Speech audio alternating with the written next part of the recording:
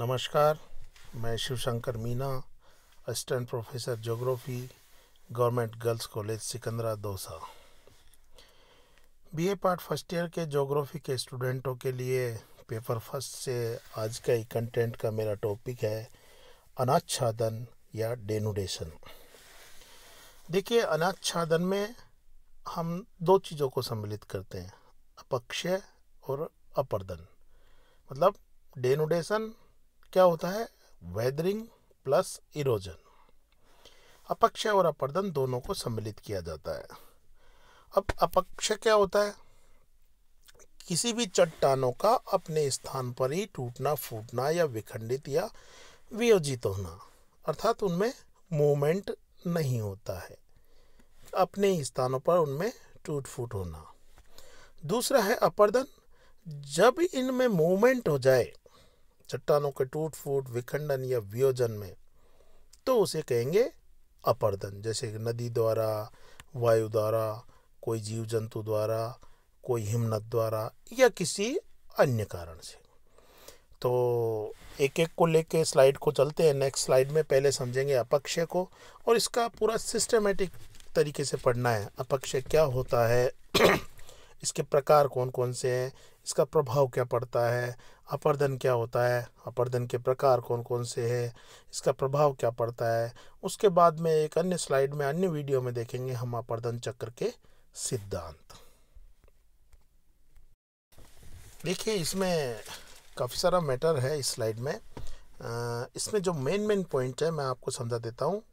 बाकी मैं इस PDF के रूप में आपको भेज दूंगा। वीडियो देखने के बाद एक बार इसे पढ़ लेना, आपके अच्छी तरह समझ में आ जाएगा। फिर भी समझ में नहीं आता है तो आप मुझसे पूछ सकते हो। इसमें लिख रखा है, देखिए, अनाच्छादन में अपक्षय तथा अपर्दन दोनों क्रियाओं का समावेश किया जाता है।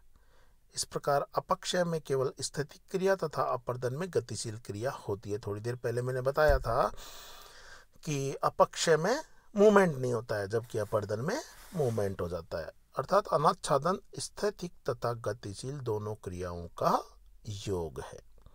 एक इसकी परिभाषा देखें तो देखिए, लास्ट में पृथ्वी की सतह पर प्राकृतिक कारकों द्वारा चट्टानों के अपने ही स्थान पर यांत्रिक विधि द्वारा टूटने अथवा रासायनिक वियोजन की क्रिया को अपक्षय कहते हैं।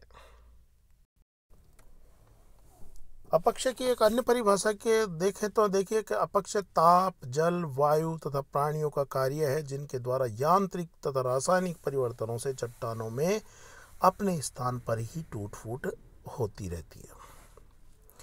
अब अपक्षय को प्रभावित करने वाले कारक कौन कौन से रहेंगे? देखिए, पहला है चट्टान का संगठन तथा संरचना, स्थल का ढाल का स्वभाव, जलवायु में विभिन्नता आदि अनेक कारण हैं। जैविक, भौगोलिक, वहाँ की स्थानिक संरचना, स्थलाकृति, ढाल, ऊंचाई, कई सारे फैक्टर इसको प्रभावित करते हैं। जैसे कि सबसे पहला टॉपिक है चट्टान का संगठन तथा संरचना। अगर चट्टान सॉफ्ट होगी तो उसका अपक्षय ज़्यादा होगा, जब जो चट्टान अधिक हार्ड होगी उसका अपक्षय कम होगा। और जैसे ही चट्टानों का मैंने चैप्टर भी पढ़ाया था एक आपको, उसमें से एग्जाम्पल भी लिख सकते हो, हार्ड रॉक कौन सी हैं और सॉफ्ट रॉक कौन सी हैं। स्थल के ढाल का स्वभाव लिख सकते हो कि जहाँ पर अधिक ढाल होगा ऑब्वियसली वहाँ पर अपक्षय अधिक होगा, और जहाँ ढाल कम होगा वहाँ ढाल अधिक की तुलना में अपक्षय कम होगा। जलवायु में विभिन्नता ले लें तो देखिए, कई बार टेम्परेचर का भी होता है, जहाँ टेम्परेचर अचानक से, एक एग्जांपल के तौर पे समझाऊं, जैसे गर्मियों में अपने यहाँ पे बहुत तेज धूप होती है, किसी पत्थर पे धूप पड़ी, वो बहुत तेज गर्म हो गया, तो फिर मौसम बदल गया एकदम से, अचानक से बादल हो गए और बारिश की बूंदें गिर गई, तो उस गर्म पत्थर पे अगर बारिश की बूंदें गिरेंगी तो उसका ऊपरी पार्ट हो सकता है चटक जाए, जबकि अलग नहीं होगा। मैं क्या कह रहा हूँ, चटक जाए, अर्थात वो उसी स्थान पर रहा, उसका मूवमेंट नहीं हुआ, तो ये क्रिया क्या कहलाएगी? अपक्षय। इसको प्रभावित करने वाले कारकों में वनस्पति का भी प्रभाव है। जैसे कि मृदा के सेंस में ले लीजिए, जिस भूमि के ऊपर कोई बड़ा सा प्लांट है, पेड़ है, अगर उसमें बरसात की बूंदें सीधे नहीं पड़ी तो सीधी सी बात है उसका अपक्षय और अपर्दन मृदा का कम होगा।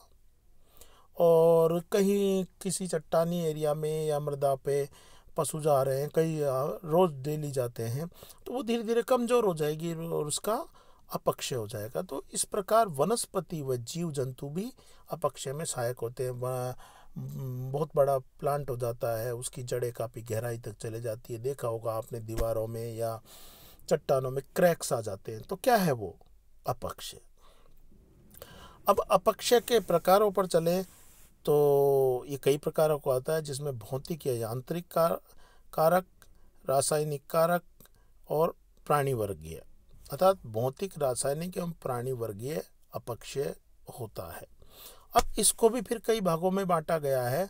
जैसे कि हम भौतिक या यांत्रिक को ले लें तो ताप के कारण बड़े बड़े टुकड़ों में विघटन, ताप के कारण छोटे कणों में विघटन, तुषार या हिम के कारण बड़े बड़े टुकड़ों में विघटन, ताप तथा वायु के कारण अपदलन, दाब मुक्ति के कारण चट्टान का टूटना। जैसे कि अभी मैंने एक पत्थर का एग्जाम्पल दिया था आपको, उसी तरीके से। और सीधी सी बात है कि टेम्परेचर जहाँ पर बहुत ज़्यादा कम या ज़्यादा होएगा, वहाँ पर चट्टानों में अपक्षय होगा। रासायनिक अपक्षय की बात करते हैं तो इसमें ऑक्सीकरण, कार्बोनीकरण, कार्बोनेशन, सिलिका का पृथक्कीकरण या डिसिलिकेशन या जलयोजन। प्राणी वर्ग की बात करें तो वनस्पति, जैविक और मानव सभी के द्वारा जैविक अपक्षय होता है। इसमें ऐसी कोई समझाने वाली बात नहीं है, पीडीएफ में मैं आपको भेज रहा हूँ, उसको पढ़ लेना।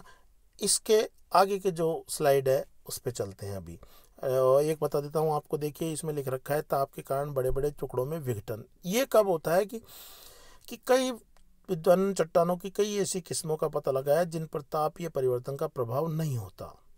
चट्टान चूर्ण से निर्मित चट्टानों, खासकर सेल तथा बालू का पत्थर पर तापीय अंतर का प्रभाव बहुत ही कम पड़ता है। तो आप एक बार चट्टानों के चैप्टर को रिपीट कर लेना, उससे यहाँ एग्जाम्पल देना एकदम क्लियर और बहुत अच्छा हो जाएगा। एक बार इसको समरी के रूप में और बता रहा हूँ मैं कि अपक्षय के प्रकार हो गए भौतिक, रासायनिक और जैविक। भौतिक में मुख्यतः तो ताप, दाब के कारक आते हैं, कि जैसे कि किसी चट्टान पे या मृदा पे बहुत सारा वजन था या बहुत सारा दबाव था, किसी कारण से हमने उसको हटा दिया, तो नीचे की सतह क्या हो जाएगी? कमजोर हो जाएगी और उसका क्या हो जाएगा? अपक्षय हो जाएगा।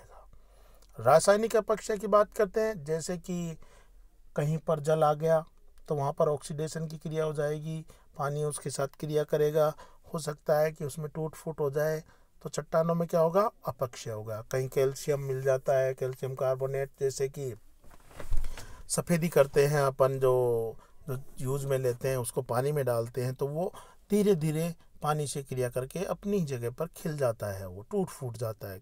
क्या है वो? अपक्षय। अब इस अपक्षय का इम्पोर्टेंस क्या है?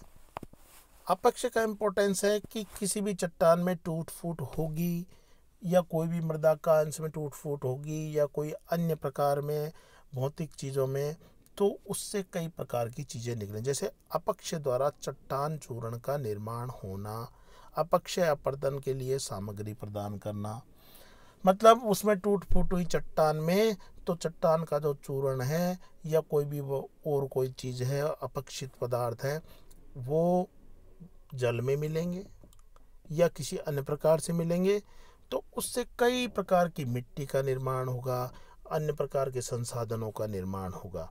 तो मेन काम है अपक्षय द्वारा चट्टान का चूर्ण का, चट्टान पूर्ण का निर्माण करना। और दूसरी बात है कि अपर्दन की बात कही हमने कि अपर्दन क्या होता है कि अपक्षय के बाद में जो उनमें मूवमेंट होता है वो अपर्दन होता है। तो अपर्दन से पहले अपक्षय होना जरूरी है। तो अपक्षय हो गया तो अगर उसमें मूवमेंट हो गया तो वो अपर्दन के लिए हेल्पफुल रहेगा। नदी आ गई कहीं भी, जैसे कोई भी चट्टान क्रैक होगी, वहाँ होके नदी आ गई या तेज हवा आ गई, तो फिर क्या होगा? वहाँ उसको बहा ले जाएगी तो क्या होगा? वो हो जाएगा अपर्दन। तो इसमें ध्यान रखिएगा आप, अपक्षय से क्वेश्चन कैसे आता है? अपक्षय किसे कहते हैं? इसको प्रभावित करने वाले कारकों का वर्णन कीजिए। या फिर ऐसे भी आ सकता है कि अपक्षय को प्रभावित करने वाले कारकों का वर्णन कीजिए। इसमें पर्टिकुलर भी पूछ सकता है, भौतिक या रासायनिक। जैविक तो खैर पर्टिकुलर नहीं पूछेगा, भौतिक या रासायनिक में से पर्टिकुलर एक कारक को भी पूछ सकता है। तो नेक्स्ट वीडियो में चलते हैं अपन अपर दम के लिए। Thank you.